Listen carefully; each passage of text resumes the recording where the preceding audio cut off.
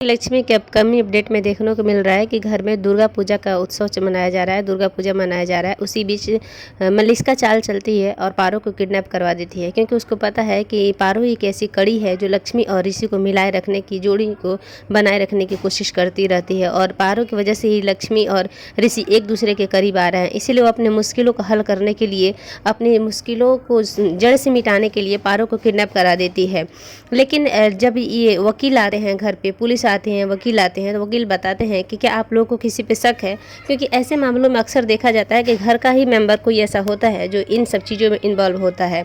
तो लक्ष्मी सोचती है कि क्या पता नीलम, जो उसकी जो अब आंटी बोलती है नीलम ओबराय को, जो कभी उसकी सास हुआ करती थी, वो सोचती है कि क्या पता नीलम ओबराय ही पारो को किडनैपिंग का झूठा बहाना बनाई है, क्योंकि उनको पता है कि कोर्ट की हेयरिंग का समय अब आ रहा है, तो पारो को मेरे से दूर करने के लिए किडनैपिंग का ये नाटक चल रही हैं। इसलिए लक्ष्मी क्या करती है, पुलिस वालों को घर से बोलती है आप लोग जाइए, मुझे पता है कि पारो को किसने किडनैप कराया है, पारो को नीलम आंटी ही किडनैप कराई हैं। ये बात सुनकर के लक्ष्मी की सारी बातें सुनकर के नीलम ओबराय तो शॉक्ड हो जाती है, क्योंकि हकीकत में उसने तो किडनैप कराया नहीं है, किडनैप कराई है मलिष्का। अब देखिए नीलम ओबराय अपने आप को कैसे प्रूफ करती है।